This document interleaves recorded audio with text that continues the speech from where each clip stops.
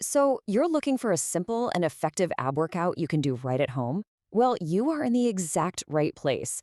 We're about to break down all the essentials you need to build a strong core, starting with your very first workout. Let's get into it. Okay, let's be real for a second. For a lot of us, the dream of having visible six-pack abs is what gets us started in the first place, right? It's a super popular goal and a powerful image for fitness. But you know what? It's really just the beginning of the story.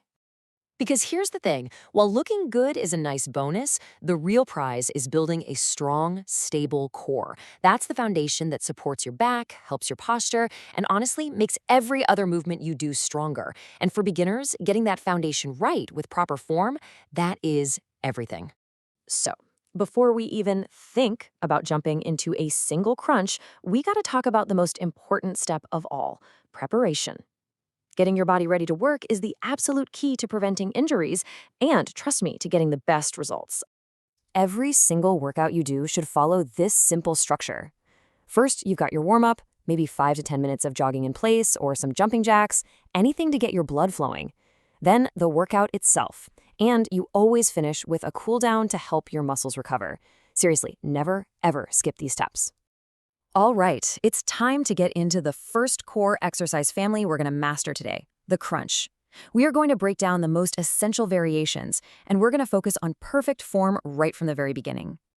And first up, we have the absolute foundation of most ab workouts, the basic crunch. Now, it looks pretty simple, but doing it the right way is what makes all the difference. Okay, so you're going to lie on your back with your knees bent and your feet flat on the floor. Now, place your fingertips lightly behind your head, and I mean lightly. As you breathe out, use your abs to lift your upper back. You're just aiming to get your shoulder blades off the floor. The most important thing here is to never, ever tug on your head or your neck. Keep everything in one straight line. Then breathe in as you slowly lower yourself back down. So you might be wondering, why a crunch and not a full sit-up? Well, it turns out that a full sit-up can actually put a whole lot of strain on your lower back. A crunch, on the other hand, is designed to really isolate and engage your ab muscles way more safely and effectively. That makes it a much better choice, especially when you're just starting out. So once you've really got that basic crunch down, we can level it up with a more dynamic movement that hits even more of your core. Let's talk about the bicycle crunch. And hey, there's a really good reason to learn this one. In a reader poll, over half the people, 54%, said they found bicycle crunches to be the single most effective crunch variation. It's a fan favorite for a reason. For this one, you'll start in a pretty similar position, but this time with your feet up off the floor. Now, as you bring one knee in towards you, you're going to twist your torso to bring the opposite elbow towards it. The whole thing should be a nice, smooth, controlled pedaling motion. That rotation, that's the P. That's what gets your obliques, the muscles on the sides of your core, involved in the action. Okay, moving on from crunches, our second fundamental core exercise is the plank. Now, this move isn't about counting reps. It is all about building that deep core stability and endurance. And hey, you don't have to just take my word for it. Certified fitness trainer Michelle Dolan actually calls the plank one of the best and safest exercises out there for building up your abs. When the experts agree like that, you know you're on the right track.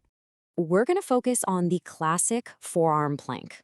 With this one, I'm telling you, correct form is absolutely everything. It's the difference between a really effective workout and just while holding a weird, uncomfortable position. So, your weight is going to be on your forearms and your toes. Make sure your elbows are planted right underneath your shoulders. Now, here's the important part. Engage your core. I mean, really tighten those ab muscles to create a perfectly straight line from your head all the way down to your heels. No sagging hips, no arched back. And whatever you do, don't hold your breath. So, how long do you have to hold it? Look, when you're just starting out, aim for just 10 to 15 seconds with perfect form. That is an amazing start. Then, as you get stronger, you can start working your way up to 30, maybe even 45 seconds. This gives you a really clear, achievable goal to track your progress. All right, we've learned the moves, we've worked on the form. Now, it's time to put it all together into your very first structured ab routine. Here it is. It's so simple. 2 sets of 10 to 12 reps for your standard crunches. Then 2 sets of 10 to 12 reps per side for your bicycle crunches. You'll finish with 2 sets of planks, holding each for 15 to 30 seconds. This is just a fantastic balanced starting point that hits all the key areas of your core without feeling overwhelming. But how often should you do this? Good question. Aim for about 3 to 4 times a week. Now, the most important rule here, and this is non-negotiable, is to never train your abs on back-to-back days. Your muscles need that time to recover and rebuild. That rest day, that's where the magic really happens and you get stronger.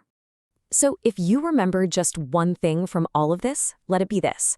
Consistency and proper form will always be more important than how fast you go or how many reps you can squeeze in. Focus on the quality of every single movement, not the quantity. That is how you build real, lasting strength and how you do it safely. And there you have it. Your first ab workout is all planned out and ready to go. So the only question left is, what are you going to do with all that new strength?